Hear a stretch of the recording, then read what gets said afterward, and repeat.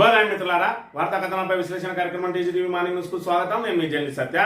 ముందుగా రాష్ట్రంలో జరుగుతున్న రాజకీయ పరిణామాలను కనుక పరిశీలించినట్టయితే బీసీ రిజర్వేషన్ల అంశం మరి ఇక్కడ హైకోర్టు పరిధి దాటి సుప్రీంకోర్టుకు వెళ్ళింది. మరి అక్కడ సుప్రీంకోర్టులో నిన్నటి రోజున పిటిషన్ దాఖలైంది. దాని మీద రేపటి రోజున విచారణ జరగనుంది. ఒకవైపు హైకోర్టులో 8వ తేదీన ఆల్రెడీ దాని మీద విచారణ జరగాల్సి ఉండగా అప్పుడే సుప్రీంకోర్టు మెట్లు కూడా ఎక్కిండు. దాంతో ఏదైతే స్థానిక సంస్థల ఎన్నికలు డోలాయమానంలో పడ్డాయి.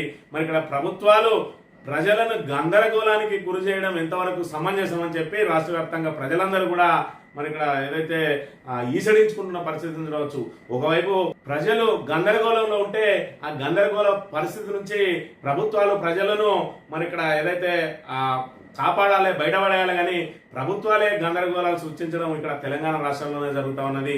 ఇక మరోవైపు చూసుకున్నట్టయితే ప్రభుత్వం ఇప్పటి వరకు ఇటు సంక్షేమ కార్యక్రమాలకు అదేవిధంగా మరి ఏదైతే ప్రజలకు చెల్లించాల్సిన హామీలకు సంబంధించి అక్షరాల 1,16,000 కోట్ల రూపాయలు మరి ఇక్కడ బాకీ పడింది. ఇప్పటికే ఏదైతే 6 గ్యారెంటీలతో ప్రజలను ఏమర్చి మరి ఇక్కడ అరచేతిలో వైకుంఠం చూసి అధికారంలోకి వచ్చిందో కాంగ్రెస్ పార్టీ వాటిని 100 రోజుల్లోనే అమలు చేస్తా అని 700 రోజులకు సమీపిస్తున్నా కూడా ఇప్పటి వరకు ఆ గ్యారెంటీలను అమలు చేయలేక విఫలమైంది. దాంతో ఏదైతే వాళ్ళు హామీ మరి గ్యారెంటీ కార్డుతో వచ్చారో దాన్నే మరి ఇక్కడ ప్రచారాస్త్రంగా లేదంటే మరి ఇక్కడ వాళ్ళ మీద ఏదైతే ఎత్తుకు పై ఎత్తు వేసి ఇవాళ బీఆర్ఎస్ బాకీ కార్డు పేరుతోటి వాళ్ళ మీద మరి ఒత్తిడి పెంచి ప్రజల లోపల ప్రజలను చైతన్యపరచడానికి బాకీ కార్డును తీసుకొని వచ్చింది. ఈ రోజున కాంగ్రెస్ బాకీ కార్డు పేరుతోటి ఏదైతే బీఆర్ఎస్ పార్టీ చేస్తున్నటువంటి ప్రచారం కానీ ఇంటింటికి వెళ్ళి ఈ కార్డులను మరి వాళ్ళకి అందజేయడం కానీ చూస్తూ ఉంటే మరి ఇక్కడ కాంగ్రెస్ ప్రభుత్వానికి ముచ్చెమటలు పడతా ఉన్నాయి. ఒకవైపు ఇప్పటికే ఇచ్చిన హామీలను అమలు చేయలేక చతికిల పడతా ఉన్నది. మరోవైపు చూసుకున్నట్లయితే స్థానిక సంస్థల ఎన్నికలు సమీపించినా కూడా ఆ స్థానిక సంస్థల ఎన్నికలు నిర్వహించడానికి ప్రభుత్వం జంకుతా ఉన్నది. అంటే ప్రధానంగా వాళ్ళు ఇచ్చిన హామీలు నెరవేర్చలేదు కాబట్టి ఎవరైతే ఇంటింటికి తిరిగి గ్యారంటీ కార్డు ఇచ్చిండ్రో ఆ ఇచ్చిన మరి ఇక్కడ ఆ కింది స్థాయి నేతలే ఈ రోజు ఎన్నికల్లో నిలబడతారు కాబట్టి అదంతా కూడా వాళ్ళ మీద ఎఫెక్ట్ పడే అవకాశం ఉన్నది. దానికి తోడు ఇవాళ బీఆర్ఎస్ చేసినటువంటి ఈ బాకీ కార్డు ఉద్యమం ఇవాళ ప్రజల లోపలికి మరి పూర్తి స్థాయిలో చేరుతా ఉన్నది. ఇవాళ చూసుకున్నట్టయితే ఇక్కడ మహాలక్ష్మికి మరి ఇక్కడ 22 నెలలకు గాను 2,500 చొప్పున 55,000 బాకీ, వృద్ధులకు 4,000 ఇస్తాన హామీతోటి 22 నెలలకు 44,000 బాకీ, 2,000 బాకీ ఉన్నాడు. దివ్యాంగులకు ప్రతి నెల 2,000 చొప్పున 44,000 బాకీ. షాదీ ముబారక్ సంబంధించి కళ్యాణ లక్ష్మికి సంబంధించి ప్రతి పెళ్ళైన ఆడబిడ్డకు తులం బంగారం బాకీ, విద్యార్థులకు స్కూటీలు బాకీ, ఫీజు రియంబర్స్మెంట్ కి సంబంధించి మరి 8,000 కోట్ల రూపాయలు బాకీ అయింది. అదే విధంగా చూసుకున్నట్టయితే రైతు భరోసాకు సంబంధించి మరి ఇక్కడ 76,000 బాకీ పడ్డది. ఎందుకంటే 7,500 చొప్పున ప్రతి సంవత్సరం 15,000 ఇస్తా అన్నది. మొదటి విడత కేసీఆర్ ఇచ్చిన డబ్బులనే ఆపి ఎన్నికల ముందు ఆపి ఎన్నికల తర్వాత 5,000 ఇచ్చింది. తర్వాత 2 విడతలు ఎగ్గొట్టింది. 3వ విడత మరి 7,500లకు బదులు 6,000 ఇచ్చింది. అవన్నీ లెక్క కలిపితే 4 ఎకరాలు ఉన్న రైతును యావరేజ్ కనుక తీసుకున్నట్టయితే 76,000 రూపాయలు బాకీ అయింది. అదేవిధంగా రుణమాఫీకి సంబంధించి 2 లక్షల రూపాయలు మరి చాలా మందికి బాకీ ఉన్నది. అదేవిధంగా కౌలు రైతులు చూసుకున్నట్లయితే 1,20,000 బాకీ ఉన్నది.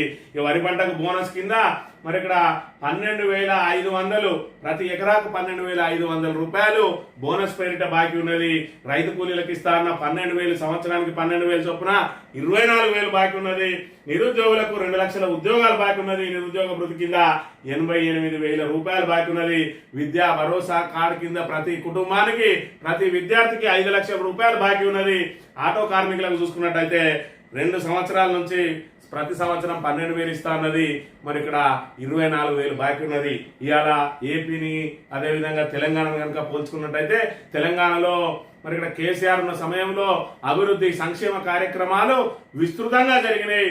ఏదైతే ఎన్నికల మేనిఫెస్టోలో పెట్టని కూడా రైతు బంధు కానీ, రైతు బీమా కానీ, అదేవిధంగా బీసీ బంధు కానీ, దళిత బంధు కానీ మరి ఇక్కడ ఇవన్నీ కూడా మరి ఏది కూడా కళ్యాణ లక్ష్మి కానీ ఏది కూడా మరి ఏదో మేనిఫెస్టోలో పెట్టలేదు. అయినప్పటికీ కూడా కొత్తగా వాటిని ప్రవేశపెట్టి వాటిని సక్సెస్ఫుల్ గా నడిపించిండు. మరి ఇవాళ కాంగ్రెస్ ప్రభుత్వం ఇచ్చిన హామీ ఏది అమలు కావడం లేదు. ఏపీలో చూసుకున్నట్టయితే చంద్రబాబు నాయుడు రావడంతో ముందటి 3 నెలలు కూడా బాకీని మరి ఏప్రిల్ నుంచే ఇస్తా అన్నాం కాబట్టి అని చెప్పి ఆ ఏప్రిల్ నెల నుంచి కూడా పెంచిన పెన్షన్లను ఇచ్చుకుంటూ వచ్చిండు. వాళ్ళు అక్కడ 3,000 పెన్షన్ జగన్ అమలు చేస్తే దాన్ని 4,000కు పెంచిండు.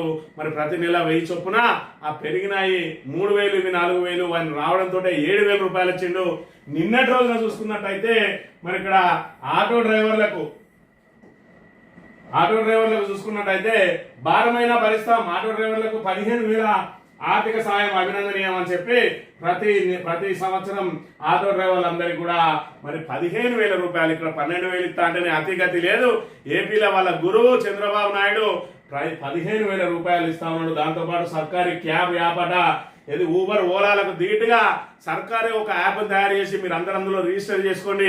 ఏ విధంగా అయితే ఊబర్ అదే విధంగా ఓలా మరి నడుస్తూ ఉంటుందో దీనికి ఒక ప్రత్యేక వ్యవస్థను రూపొందించి మీ ఆటో డ్రైవర్లు ఎవరు కూడా సవారీలను వెతుక్కోవాల్సిన అవసరం లేదు, సర్కారే మీకు సవారీలను ఇస్తుంది. మరి ఇక్కడ ప్రభుత్వమే ఆ వెబ్సైట్ నిర్వహిస్తుంది. ₹1 కమిషన్ లేకుండా మీ అందరికీ పని కల్పిస్తుంది. దానికి తోడు ప్రతి సంవత్సరం మీకు ఆర్థిక చేయూత కింద 15,000 ఇస్తా ఉన్నది. ఇక మనసారి చూసుకున్నట్టయితే మన రేవంత్ అన్న ఆ 12,000కే అతిగతి లేదు. ఆ 12,000 లేదు, ఈ మహాలక్ష్మిలకు 2,500 లేదు, నా స్కూటీలు లేదు, నా తులం బంగారం లేదు.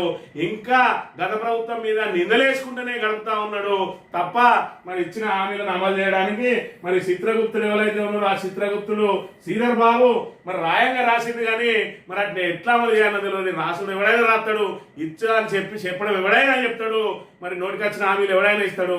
వాటిని అమలు ఏ విధంగా చేయాలనే ప్రణాళిక లేని మరి ఇక్కడ దద్దమ్మలు ఇవాళ మేనిఫెస్టో రాసి ఇవాళ ప్రజలను నానా ఇబ్బందులకు గురి చేస్తున్న పరిస్థితిని మనం ఇక్కడ ప్రధానంగా గమనించాలి. సర్కారు వారి బాకీ 1,16,000 కోట్లు. సంక్షోభంలో కూరుకుపోతున్న ఆర్థిక వ్యవస్థ, రాష్ట్రంలో పథకాలు, ఇతర వర్గాలకు బకాయిలు, కాంట్రాక్టర్లకు బిల్లులు, జీతాలు, రిటైర్మెంట్ బెనిఫిట్స్, ఫీజు రియంబర్స్మెంట్ ఇప్పటి వరకు 35,000 కోట్లు ఇవ్వాలి. పలు కీలక పథకాల బకాయిలకు 81,719 కోట్లు. ఒక్క రైతు భరోసాతోనే రైతులకు 19,000 కోట్ల బాకీ. సంక్షేమంలో కూరుకుపోతున్న తెలంగాణ ఆర్థిక వ్యవస్థ అని చెప్పి ఇప్పుడు ఏదైతే రైతు భరోసా చెప్పినాం, ఒక్కొక్క రైతుకు 4 ఎకరాలు యావరేజ్ చేసుకుని అనుకుంటే ఒక్క రైతుకు 76,000 రూపాయలు మరి బాకీ ఉన్నాడు. ఈ రకంగా మరి ఆ 1,00,000 మంది రైతులు ఉన్నారా, మరి ఎంతమంది ఉన్నారో చూసుకుంటే వాళ్లకు 81,719 కోట్ల రూపాయలు ఇక్కడ బాకీ ఉన్నాడు. ఈ బాకీలు అన్నింటిగా బకాయిలు ప్లస్ బాకీలు వీటన్నిటి కూడా చూసుకున్నట్టయితే కాంట్రాక్టర్ల బిల్లుల పేరు మీద 10,000, ఫీజు రియంబర్స్మెంట్ పేరు మీద 10,000, ఉద్యోగుల రిటైర్మెంట్ బెనిఫిట్ పేరు మీద 8,000, ఆరోగ్యశ్రీ బకాయిలు 1,300, సర్దుబాటు బిల్లులు 5,700, మొత్తంగా కలిసి 35,000 కోట్లు ఇక్కడ ఈ బకాయిల రూపంలో ఉన్నాయి. ఇక ఎగ్గొట్టినాయి బాకీ పడ్డాయి కనుక చూసుకున్నట్టయితే రుణమాఫీ మరి ఇక్కడ 2 లక్షల వరకు బేషరతుగా చేస్తా, 2 లక్షల పైన కూడా చేస్తా అని ప్రగల్భాలు పలికిన రేవంత్ రెడ్డి 10,384 కోట్లు వాళ్ళ లెక్క ప్రకారమే చెల్లియాలి. అదేవిధంగా రైతులకు ఎగ్గొట్టిన భరోసా, రైతు భరోసా 19,000 కోట్లు, వ్యవసాయ కూలీలకు సాయం అందిస్తానని 12,000 కోట్లతో ఏదైతే చేస్తానో 12,000 రూపాయలు ఏదైతే ఇస్తానో వాళ్ళకి ఇవ్వాల్సిన బకాయి 1,320 కోట్లు బాకీ ఉన్నాడు. కౌలు రైతులకు సంబంధించి సాయం 6,000 కోట్లు ఉన్నాడు. మరి పెన్షన్ల లెక్క తీసుకున్నట్టయితే 18,470 కోట్ల బాకీ ఉన్నాడు. మహాలక్ష్మి పథకం కింద 10,450 కోట్లు ఉన్నాడు. కళ్యాణ లక్ష్మి, షాదీ ముబారక్ ఇవ్వాల్సిన బంగారం 1,725 కోట్ల రూపాయలు బాకీ పడ్డాడు. యువతలకు స్కూటీ ఇస్తాడు. ఆ యువతలకు కనుక స్కూటీలు ఇస్తే 7,500 కోట్లు అయితే అవన్నీ కూడా ఇంకా బాకీ ఉన్నాడు. మరి ఇక్కడ విద్యా భరోసా కార్డులు 5 లక్షలు ఇస్తాను, ప్రతి విద్యార్థికి 5 లక్షలు. మీరు ఏటీఎం కార్డు లెక్కనే డైరెక్ట్ కాలేజీకి పోయి కార్డు ఆడవారేంటి ఆడ గీక్కుంటాడు, మీకు చదువు చెప్తాడు అన్నాడు. ఇవాళ చూసుకుంటే 4,500 కోట్లు అది అమలైనట్టయితే అవన్నీ కూడా బాకీ పడ్డాడు రేవంత్ రెడ్డి. ఈ ఆటో డ్రైవర్లకు సాయం చేత 12,000 ఏదైతే ఉందో 840 కోట్లు అవుతాయి. అదేవిధంగా అమరుల కుటుంబాలకు కూడా సాయం చేస్తాడు, అది కూడా కలిపితే 330 కోట్లు. మొత్తంగా 81,719 కోట్లు ఇవి, 35,000 కోట్లు ఇవి, మొత్తంగా 1,16,000 కోట్ల రూపాయలు ఇక్కడ బాకీ పడ్డది సర్కార్ అనే విషయాన్ని మనం ఇక్కడ చూడాలి. మరి ఇక్కడ ఆర్థిక సంక్షోభంలో కూరుకుపోతా ఉన్న తెలంగాణ ఒకవైపు అప్పుల మీద అప్పులు చేస్తా ఉన్నాడు. ఇప్పటికే 2.5 లక్షల కోట్ల అప్పు దాటింది. కనీసం 6 గ్యారంటీలను అమలు చేసిందా? చేయలేదు. ఇంకా 420 హామీలు ఉన్నాయి. ప్రజలను అరచేతిలో వైకుంఠం నుంచి పరిపాలన చేయగాక దద్దమ్మ ప్రభుత్వం ఈ రోజు అందిన కాడికి దండుకొని ప్రజలను నట్టేట ముంచి రైతులకు కనీసం యూరియా కూడా అందించలేని ఈ అసమర్థ సర్కారు ఇంకా మేము మళ్ళీ మాదే రాజ్యం, మేము 10 ఏళ్ల పాటు నేనే ఉంటా, ఫ్యూచర్ సిటీని కడతా, ఇంకోటి కడతా అని చెప్పి ఫ్యూచర్ లేని మాటలు మాట్లాడుతూ ఉన్నాడు రేవంత్ రెడ్డి.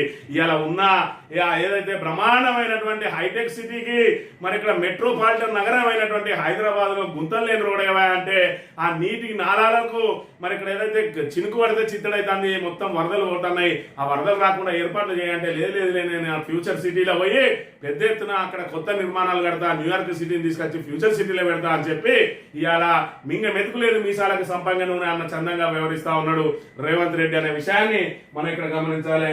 ఇక మరోవైపు చూసుకున్నట్టయితే ఇక్కడ దసరా పండుగ రోజు ఏదైతే కూల్చివేతలు గాజుల రామవనంలో ప్రారంభమైనాయో నిన్నటి రోజున మళ్ళీ ఇక్కడ పండుగ రోజు కొండాపూర్లోని భిక్షపతి నగర్ లో 50-60 సంవత్సరాల నుంచి వాళ్ళు అక్కడ నివాసం ఉంటున్నారు. అదంతా ప్రభుత్వ భూమి అని చెప్పి కూల్చివేతలు చేసిండు. వాళ్ళకి ఆ భూమి ఎక్కడి నుంచి వచ్చింది వాళ్ళ మాటల్లోనే విన్నట్టయితే ఒకసారి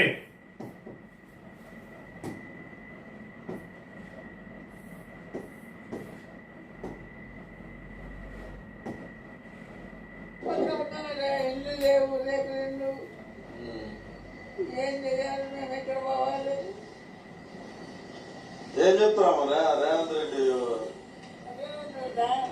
రెండే చోట్ల వేస్తాము.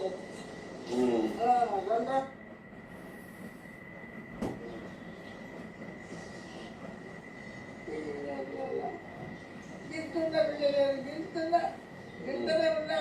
అప్పుడు ఎత్తు చూడే భూమి 80-90 ఏళ్ళు చేయబట్టి ఇప్పుడు వాళ్ళు నాకు బాగా చేయబట్టి పిల్లలు పెళ్లి లేకున్నారు, ఇల్లు లేవు, రేపు ఏం చేయాలి మేము?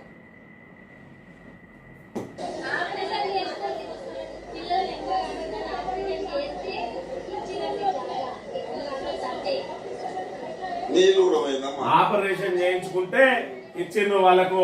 ఏదైతే అప్పుడు పిల్లలు కాకుండా ఆపరేషన్ చేయడానికి పెద్ద ఎత్తున మరి ఆపరేషన్ చేయించుకున్న వాళ్ళకు అనేక రకమైన ప్రోత్సాహకాలు ఇచ్చిండ్రు అప్పుడున్న ప్రభుత్వం, కాంగ్రెస్ ప్రభుత్వమే. ఏదైతే మరి ఇక్కడ ఒక్కరు అద్దు ఇద్దరు ముద్దు అని మరి ఏదైతే వాళ్ళు ప్రవేశపెట్టిన కుటుంబ నియంత్రణ దక్షిణాదిలో విపరీతంగా సక్సెస్ అయింది. దాంతో ఈ రోజు దక్షిణాదిలో జనాభా తగ్గింది, ఉత్తరాదిలో జనాభా పెరిగింది. ఉత్తరాది వాళ్ళు ఎవరు కూడా దీని మీద మరి ఆ కుటుంబ నియంత్రణ మీద అంత పెద్ద ఎత్తున ఫోకస్ చేయలేదు. కానీ దక్షిణాది రాష్ట్రాల్లో ఖచ్చితంగా కుటుంబ నియంత్రణ పాటించిండ్రు. ఆ రోజులలో ఇచ్చిన బహుమానంగా వీళ్ళకి ఏదైతే ఇంటి స్థలాలు ఇచ్చారో ఆ రోజున ఆ స్థలానికి విలువే లేదు. ఇవాళ హైదరాబాద్ నగరం విస్తరించిన తర్వాత అది కోట్లాది రూపాయలకు చేరుకోవడంతో ప్రభుత్వం మరి ఇక్కడ పేదలకు రక్షణ కల్పించాల్సిన ప్రభుత్వమే ఈ రోజు వాళ్ళ పేదల ఆ భూములను గుంజుకుంటా ఉన్నది. మరి వాళ్లకు ఏదైతే ఆపరేషన్ చేయించుకున్నందుకు ఇచ్చిన వాటిని కూడా మరి లాగేసుకుంటున్న పరిస్థితిని మనం ఇక్కడ చూడాలి.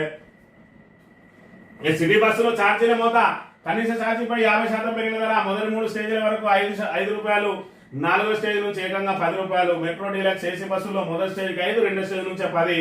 పెంచిన ధరలు రేపటి నుంచి అమల్లోకి. ప్రయాణికుల పైన రోజుకు ₹1 కోటి భారం.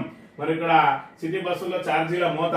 మరి ఉచిత బస్సు పైసలు ఎవరి దగ్గర తీస్తారు? తాగినోడగట్టే తాళ్ళ పన్ను అన్నట్టు ఇవాళ ఎవరైతే మహిళలకు ఫ్రీ ఇస్తా ఉన్నాడో మరి ఆ బస్సులు వాళ్ళే మళ్ళీ అదే బస్సుల ద్వారానే సంపాదించాలి. కాబట్టి మొగళ్ళ జేబుల నుంచి లూటీ చేసి ఆడవాళ్లకు ఫ్రీ బస్సు ఇస్తున్న పరిస్థితి దీనిలో ప్రభుత్వం భరించడానికి సిద్ధంగా లేదు. ఆర్టీసీకి ఇప్పటి వరకు బకాయిలు చెల్లించకుండా ఏదో చెక్కుల ఫోటోలు ఇచ్చి చేతులు దులుపుకుంటా ఉన్నది రేవంత్ రెడ్డి ప్రభుత్వం అనే విషయాన్ని మనం ఇక్కడ గమనించాలి. ఇక ఇప్పటికే 2.5 లక్షల కోట్ల రుణం తీసుకున్నారు. ఇక 3వ త్రైమాసికంలో అప్పుడే మరి 9600 కోట్లకు ఏదైతే 9600 కోట్ల రుణానికి ఆల్రెడీ ఇండెంట్ పెట్టిండట రేవంత్ రెడ్డి. మరి ఇక్కడ ఏ విధంగా మరి ఈ సంవత్సరం తీసుకోవాల్సిన అప్పులన్నీ 6 నెలల్లో తీసుకున్నాడు. మళ్ళీ 3 నెలల కోసం మళ్ళీ 9600 కోట్లు మళ్ళీ రుణం తీసుకోవడానికి ఇండెంట్ పెడతా ఉన్నాడు. వీటన్నిటిని ఎటుపోతానే ఈ డబ్బులన్నీ? ఎందుకు నువ్వు మహిళలకు 2500 ఇస్తలేవు? ఎందుకు ఆడబిడ్డలకు స్కూటీ ఇస్తలేవు? ఎందుకు తులం బంగారం ఇస్తలేవు? ఈ పైసలన్నీ ఏం చేస్తాను? కొత్త ప్రాజెక్ట్ లేదు, కొత్త పథకం లేదు, కొత్తగా ఇటుక వేర్చింది లేదు. కానీ కోట్లాది రూపాయలు మాత్రం ఇక్కడ అప్పులు తెస్తూనే ఉన్నాడు. ఏమన్నంటే నేను అప్పులు వడ్డీలు కట్టుకుంటూ వచ్చిన అన్నాడు. తీరా అవన్నీ చూసుకుంటే ప్రతి నెల 2500 నుంచి 3000 కోట్ల కంటే ఎక్కువ ప్రభుత్వం చెల్లింపులు చేయడం లేదు. మరి తెచ్చిన డబ్బులన్నీ ఏమవుతాయి అనేది ఇవాళ ప్రజలే గమనించాలి. పొన్నం హైకమాండ్ స్థానికుడిగా జూబ్లీ టికెట్ అని ఎట్లా అంటాడు? ఎవరిని గంప కింద కమ్మేందుకు స్థానిక నినాదం మంత్రి పొన్నం ప్రభాకర్ నాగడ్డ జూనియర్ కాంగ్రెస్ అభ్యర్థిని ఆయన ఎలా నిర్ణయిస్తారు? మాజీ ఎంపీ అంజన్ కుమార్ యాదవ్ మండిపాడు కాంగ్రెస్ కుటుంబాల పదవుల చిట్టాలపిన నేత పారాచూట్ నేతలు కాదంటూ ముఖ్య నేతకు చురుక. అంజన్ కుమార్ నవీన్ కు పోటీగా అజారుద్దీన్ రెడ్డి. మరి ఇక్కడ చూసుకున్నట్లయితే పొన్నం ప్రభాకర్ మొన్నటి రోజున ఏమన్నాడంటే జూబ్లీ హిల్స్ టికెట్ స్థానికునికి ఇస్తామంటా ఉన్నాడు. మరి జూబ్లీ హిల్స్ స్థానికుడు ఎవరు ఉన్నారా అంటే అజారుద్దీన్ ఉన్నాడు. ఇప్పటికే ఈయనకి ఎమ్మెల్సీ ఇచ్చి పక్కకు జరిపే ప్రయత్నం చేసినా కూడా మళ్ళీ అంజన్ కుమార్ యాదవ్ లాంటి నేత కనుక హైదరాబాద్ లో ఎమ్మెల్యేగా వచ్చినట్టయితే మరి హైదరాబాద్ లో వీళ్ళ పెత్తనం అంతా కూడా ఆధిపత్యం అంతా ఆగిపోద్దని చెప్పి ఆయనకు చెక్ పెట్టే ప్రయత్నం చేస్తా ఉన్నారు.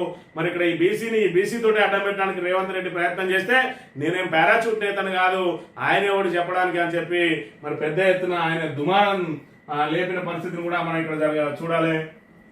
స్థానిక ఎన్నికలు జరిగినా బీసీ రిజర్వేషన్ 42%, 23% పెంపు అమలవుతుందా, అటకెక్కుతుందా? జీవోను కోర్టు కొట్టేస్తే ప్రభుత్వం ఏం చేస్తుంది? ప్రస్తుతం ఖరారైన రిజర్వేషన్లు మారుతాయా? షెడ్యూల్ ప్రకారమే జరిగితే బీసీలకు 23% దక్కినా డెడికేటెడ్ కమిషన్ నివేదికను మళ్ళీ తప్పించాలన్నా? స్థానిక సంస్థల ఎన్నికలపై సర్వత్రా ఉత్కంఠ. ప్రభుత్వం ఈ విధంగా ప్రజలను గందరగోళానికి గురి చేయడం అనేది మరి ఇక్కడ ఆ ప్రభుత్వాలకు ఏ విధంగా మరి చెల్లుబాటు అవుతుందో ఒక్కసారి ఆలోచన చేసుకోవాలి. ఇవాళ గందరగోళంలో ప్రజలుంటే దానికి పరిష్కారం చూపాల్సింది ప్రభుత్వం. ఇవాళ ఆ ప్రభుత్వమే గందరగోళం సృష్టించి 42% అమలు కాదు జీవో ద్వారా అని చెప్పి తెలిసినప్పటికీ కోర్టుకు ఎవరు వెళ్ళినా కూడా కొట్టేస్తారని తెలిసినా కావాలని చెప్పి బీసీలను ఏమార్చే కుట్రలో భాగంగా ఇవాళ జీవోని తీసుకొచ్చి అందరినీ కూడా గందరగోళం చేస్తా ఉన్నది. ఆల్రెడీ రిజర్వేషన్ల మీద సుప్రీంకోర్టుకు వెళ్ళిండు. సుప్రీంలో రేపు విచారణ. గోపాల్ రెడ్డి, తీన్మార్ మల్లన్న పిటిషన్లు ప్రతివాదులుగా రాష్ట్ర ప్రభుత్వం ఈసీ అట. ఈ రకంగా కోర్టు మెట్లు ఎక్కించింది వాళ్ళే, ఇలా జీవో తెచ్చింది వాళ్ళే. అది చెల్లదని తెలిసి కూడా నోటిఫికేషన్ ఇవ్వడానికి రెడీ అయింది వాళ్ళే, ఇప్పటికే షెడ్యూల్ ప్రకటించింది వాళ్ళే. ఈ రకంగా ప్రజలను గందరగోళానికి గురి చేసి బీసీ రిజర్వేషన్లకు ఇస్తామని ఏదైతే మాట ఇచ్చిందో అది నెరవేర్చుకోలేరు. కాబట్టి ఇవాళ బీసీలతోటి ఆటలు ఆడుకుంటూ ఇవాళ బీసీలను మరి ఇక్కడ అయితే ఫుట్బాల్ ఆడినట్టు ఆడుతా ఉన్నది ప్రభుత్వం అనే విషయాన్ని మనం ఇక్కడ ఖచ్చితంగా గమనించాలి. ఫిరాయింపులపై బుకాయింపు. 10 మంది ఎమ్మెల్యేలు పచ్చి అబద్ధాలు ఆడుతున్నారు. విచారణ ఎదుర్కోవడంపై ముఖ్యమంత్రికి శిక్షణ ఇచ్చారు. మీడియాతో బీఆర్ఎస్ తరపు న్యాయవాది సోమా భరత్ ఫిరాయింపు ఎమ్మెల్యేల మీద ఆల్రెడీ స్పీకర్ కోర్టులో విచారణ జరుగుతుంది. వాళ్ళు ఒక్కటే ఏం అడిగినా కూడా ఏమో నాకు తెలియదు, నేను ఇంకా బీఆర్ఎస్ లోనే ఉన్నా, నేను ఇంకా బీఆర్ఎస్ సభ్యత్వాన్ని కడతా ఉన్నా, నేను కాంగ్రెస్ లో చేరలేదు, అది కాంగ్రెస్ కండువా కాదు జాతీయ కండువా. మరి ఇప్పటి వరకు అయితే జాతీయ కండువా ఎవరు వేసుకున్న చందానం లేదు. జాతీయ దానికి గుర్తుగా 3 రంగుల మరి ఏదైనా చక్రంతో కూడినటువంటి ఈ జెండాను మనం ధరిస్తాం తప్ప కండువా అనేది ఇప్పటి వరకు అయితే జాతీయ జెండాకు కండువా అనేది లేదు. మరి కాంగ్రెస్ కండువా కప్పుకొని నిస్సిగ్గుగా అది జాతీయ కండువా అని చెప్పి చెప్పుకుంటా ఉన్నారు. పార్టీలో చేరిన వాళ్ళు మేము పార్టీలో చేరనే లేదు, మేము ఇంకా బీఆర్ఎస్ లో ఉన్నా అని చెప్పుకోవడం పూర్తిగా సిగ్గుచేటు. అయినప్పటికీ కూడా వీళ్ళు చేరినట్టుగా ఆధారాలన్నీ ఉన్నాయి. స్పీకర్ రక్షించిన కోర్టు ఖచ్చితంగా వాళ్ళను డిస్క్వాలిఫై చేయక తప్పని పరిస్థితి. ఇక సీఎం రేవంత్ రెడ్డి మూర్ఖుడు, దొంగతనం చేసిన దొంగ అంటాం, అలాంటి వాళ్ళు ఎక్కడి నుంచో ఊడిపడ్డా మా పార్టీ వాళ్ళైనా ఇట్లనే అంటాం. బీహారీల డిఎన్ఏ గురించి రేవంత్ రెడ్డి వ్యాఖ్యలపై మండిపడ్డ కన్నయ్య కుమార్. మరి ఇక్కడ బీహార్ వాళ్ళంతా కూలీలు, వాళ్ళ డిఎన్ఏలోనే కూలీ ఉన్నదని చెప్పి రేవంత్ రెడ్డి అయితే వ్యాఖ్యలు చేసిండో దాని మీద బీహార్ లో దుమారం రేగుతా ఉన్నది. మరి ఈ మొగోడు ఇంకా అక్కడ పోయి ప్రచారం చేస్తాను ఏదైతే వాళ్ళు అడుగుపెట్టిండో మరి అక్కడ ప్రశాంత్ కిషోర్ పెద్ద ఎత్తున దాన్ని మరి ఏదైతే వివాదాన్ని రేపిండు, ఆ వివాదం చిలికి గాలివానగా మారి ఇలా కాంగ్రెస్ మెడక చుట్టుకున్నది అక్కడ. మరి ఇక్కడ కాంగ్రెస్ నాయకుడు కన్నయ్య కుమార్ అని చెప్పి విద్యార్థి నేతగా మరి గుర్తింపు పొందినటువంటి ఆయనతో నిన్నటి రోజున ఒక టీవీ ఇంటర్వ్యూ ఇస్తే మరి మీ ముఖ్యమంత్రి ఇట్లా అన్నాడు కదా, దీని మీద దుమారం రేగుతా ఉన్నది, మీ అభిప్రాయం ఏంటంటే మరి ఆయన మూర్ఖుడు, దొంగను దొంగే అంటాం, మూర్ఖుడే అంటాం, అది ఏ పార్టీడైనా మంచిదే, ఖచ్చితంగా బీహార్లను అవమానించడం ఎవరిని వదిలిపెట్టేది లేదని సొంత పార్టీ నాయకుడే ముఖ్యమంత్రి మీద నిప్పులు జరిగిన పరిస్థితిని మనం ఇక్కడ చూడాలి. అమెరికాలో హైదరాబాదీ హత్య. ఎంబీఏ చదివేందుకు యుఎస్ వెళ్లిన విద్యార్థి డల్లాస్ లో గ్యాస్ ఫిల్లింగ్ స్టేషన్ లో పార్ట్ టైం గా పనిచేసే చోట నల్ల జాతీయుడు తుపాకీ కాల్పులు, అక్కడికక్కడ మీరుపేట వాసి చంద్రశేఖర్ మృతి. జాతి అహంకార దాడిగా పలువురు అనుమానాలని. ఇప్పటికే భారతీయులు అనేక ఇబ్బందులు ఎదుర్కొంటా ఉన్నారు అమెరికాలో. మరి చదువు కోసం వెళ్ళిన వాళ్ళు మరి అక్కడ ఏదైతే ఖర్చులు భరించలేక పార్ట్ టైం ఏదైతే చేస్తూ ఉంటారో ఆ పార్ట్ టైం నుంచి వెళ్ళగొట్టడానికి ఒకవైపు ట్రంప్ ప్రయత్నాలు చేస్తూ ఉంటే అది చాలదన్నట్టు నల్ల జాతీయులు మరి మన వాళ్ళ మీద దాడి చేసి అక్కడ హత్యలు చేస్తున్న పరిస్థితిని కూడా మనం ఇక్కడ చూడాలి. సాక్షి దినపత్రిక విషయానికి వస్తే స్థానికపై ప్లాన్ బి 6-8 తేదీల్లో సుప్రీం హైకోర్టులో బీసీ రిజర్వేషన్ చట్ట సవరణపై విచారణ. కోర్టు తీర్పుల ఆధారంగా వెంటనే స్పందించేందుకు సిద్ధమైన ప్రభుత్వం. ప్రతికూల తీర్పులు వస్తే పాత రిజర్వేషన్ల ప్రకారం వారం ఆలస్యంగా ఎన్నికలు కొత్తగా షెడ్యూల్ విడుదల చేసి ఎన్నికల నిర్వహణకు పిఆర్ శాఖ ప్రణాళిక బిల్లులపై రాష్ట్రపతి గవర్నర్ నిర్ణయం తీసుకునే వరకు వేచి చూసే మరో ప్లాన్ అట. మరి ఇక్కడ ఏమైనా ఇక్కడ ప్రజలందరినీ గందరగోళంలో నెట్టాలని చూస్తున్న ప్రభుత్వం కూడా గందరగోళంలో పడిందనే దానిలో ఇలా ఎలాంటి మనకు సందేహం లేదు. మొత్తానికైతే ఇక్కడ ప్రభుత్వాలు మరి ఇక్కడ ప్రజలను ఈ రకంగా గందరగోళానికి గురి చేయడం, చట్టబద్ధత లేని జీవోలను తీసుకొని వచ్చి ఇక్కడ అది చెల్లదని తెలిసినప్పటికీ అసెంబ్లీలో బిల్లు పెట్టి ఆ బిల్లు పెండింగ్ లో ఉండగా మరి ఇక్కడ మళ్ళీ ఈ రకంగా జీవోలతోటి పోయి కోర్టులో కొట్టుడు పోతుందని తెలిసి కోర్టు కూడా వాళ్ళే రెడ్డి జాగృతి సంస్థ అధ్యక్షుడిని పంపించి ఇలా బీసీలను దగా చేస్తున్నది ఎవరే అంటే కాంగ్రెస్ ప్రభుత్వం అనే విషయాన్ని మనం ఇక్కడ గమనించాలి.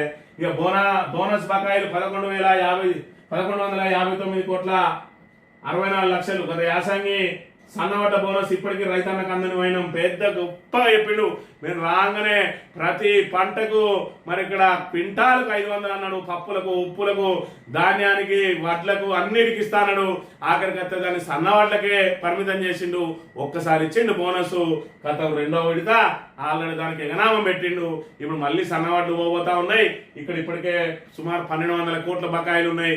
మళ్ళీ ఇప్పుడు ఈ పంట చూసుకున్నట్టయితే సుమారు 2,000 కోట్లు అవుతాయి. మరి 2011 ఈ 32 కోట్లు ఎప్పుడు ఇస్తాడు, 3,200 కోట్లు ఎన్నడిస్తాడు అనేది మరి ఇక్కడ చూడాలి. ఇది కూడా పూర్తి స్థాయిలో తుంగలో దొరికినట్టే. ఈ చేతగాని ప్రభుత్వం ఏ హామీని కూడా నిలబెట్టుకోదు అనే విషయాన్ని మనం ఇక్కడ ప్రధానంగా చూడాలి.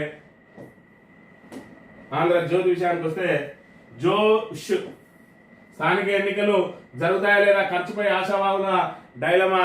మొత్తం ఏదో ఆ స్థానిక సంస్థల ఎన్నికల షెడ్యూల్ రిలీజ్ అయిందంటే పండగ వాతావరణం ఉంటుంది. మరోవైపు చూసుకున్నట్లయితే దసరా పండగ ముందు షెడ్యూల్ రిలీజ్ అయింది. మరి ఇక్కడ ఆశావాహులు ఎవరైతే ఉన్నారో ఎవరికి వాళ్ళు దావతులు ఇచ్చుకుంటా అలా మునిగి తేలుతారు. మరి ఇక్కడ దీన్ని ఆసరాగా చేసుకొని తమ వైపు తిప్పుకోవడానికి ప్రయత్నం చేస్తారు. కానీ ఎక్కడి వాళ్ళు అక్కడే స్తబ్దుగా ఉన్నారు. ఎందుకంటే ప్రభుత్వం ఇచ్చినటువంటి ఈ షెడ్యూల్ మీద, ప్రభుత్వం నిర్వహిస్తున్న ఈ స్థానిక సంస్థల ఎన్నికలు మీద ఎవరికి కూడా నమ్మకం లేదు. వాళ్ళ సొంత పార్టీలకు కూడా నమ్మకం లేదు. ఇది కేవలం బీసీలను మోసపుచ్చడానికి ఇచ్చిన మరి ఇక్కడ ఏదైతే ఆ షెడ్యూల్, ఆ నోటిఫికేషన్ తప్ప ఈ ఎన్నికలు జరిగేవి కాదు అని చెప్పి అందరికీ తెలిసిపోయింది. దాంతో ఎక్కడోళ్ళు అక్కడ స్తబ్దుగా ఉన్న పరిస్థితిని మనం ఇక్కడ చూడాలి. వాళ్ళ తాబేదార్ పత్రికలు కూడా విమర్శిస్తూ వార్తలు రాస్తున్న పరిస్థితిని కూడా చూడాలి. సిటీ బస్సులో ఛార్జీల మోత, మరి ఇక్కడ ఛార్జీల మోత మోగిస్తా ఉన్నది ప్రభుత్వం. ఉచిత బస్సుకు మరి ఏదైతే ఆ ఎవరి మగవాళ్ళ జేబులకే చిల్లులు పెట్టి ఆడవాళ్లకు ఉచిత బస్సు చేయడానికి ప్రయత్నం చేస్తున్న పరిస్థితిని మన ఇక్కడ చూడాలి. ఈనాడు దినపత్రిక విషయానికి వస్తే శ్రమయేవ పూజదేట. ఐటీఐలు, ఆత్మ నిర్భర్ భారత్ వర్క్ షాపులు 60,000 కోట్లతో 1000 కేంద్రాలను ఆధునీకరిస్తాం.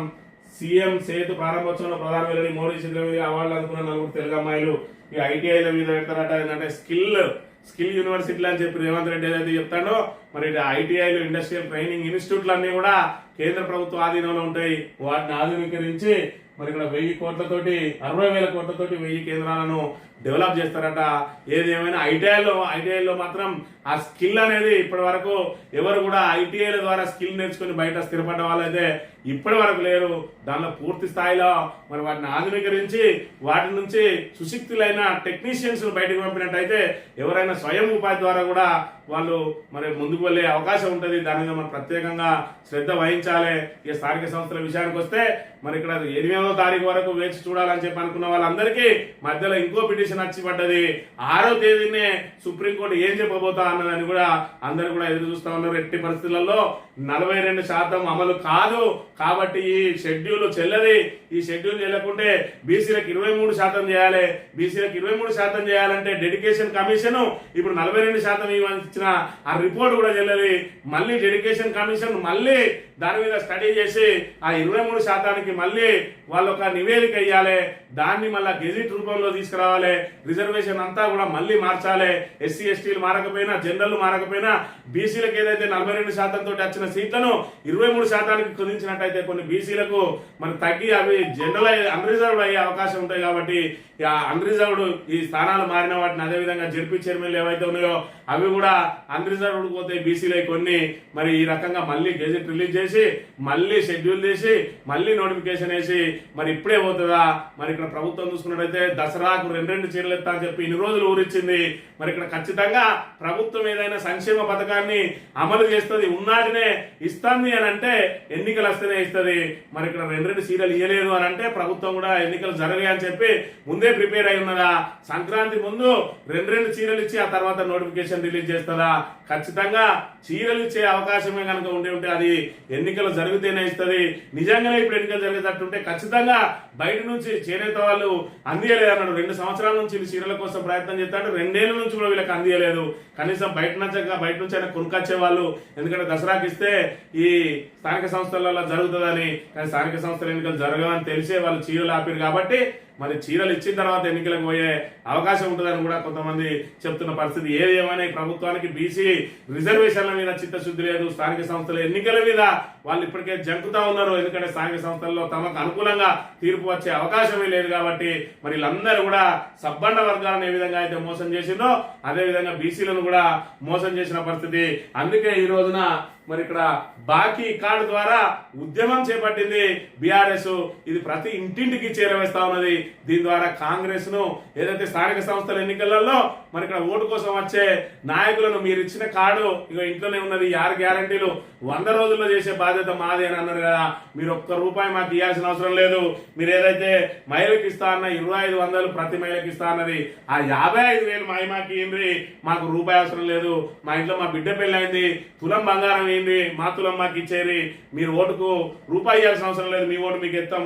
మా పెన్షన్ మా అమ్మమ్మ తాతయ్యలకు, మా నాన్నమ్మ తాతయ్యలకు మరి ఇక్కడ 44,000 బాకీ ఉన్నారు, అవి మాకి అని చెప్పి ప్రతిదీ కూడా అడగడానికి ఇప్పుడు ప్రజలు రెడీగా ఉన్నారు. కాబట్టి స్థానిక సంస్థల ఎన్నికల్లో కాంగ్రెస్ అభ్యర్థిగా నిలబడే వాళ్ళు ఏదైతే ఓటు అడగడానికి అలా ఇంటికి వెళ్ళడానికే జంకే పరిస్థితులు ఉన్నాయి. కాబట్టి ఈ స్థానిక సంస్థల ఎన్నికలలో కాంగ్రెస్ పరిస్థితి ఏ విధంగా ఉంటుందో మనందరం కూడా ఊహించుకోవచ్చు. ఇది ఈ రోజు మార్నింగ్ న్యూస్. తిరిగి రేపు వెళ్తాం. Thank you very much.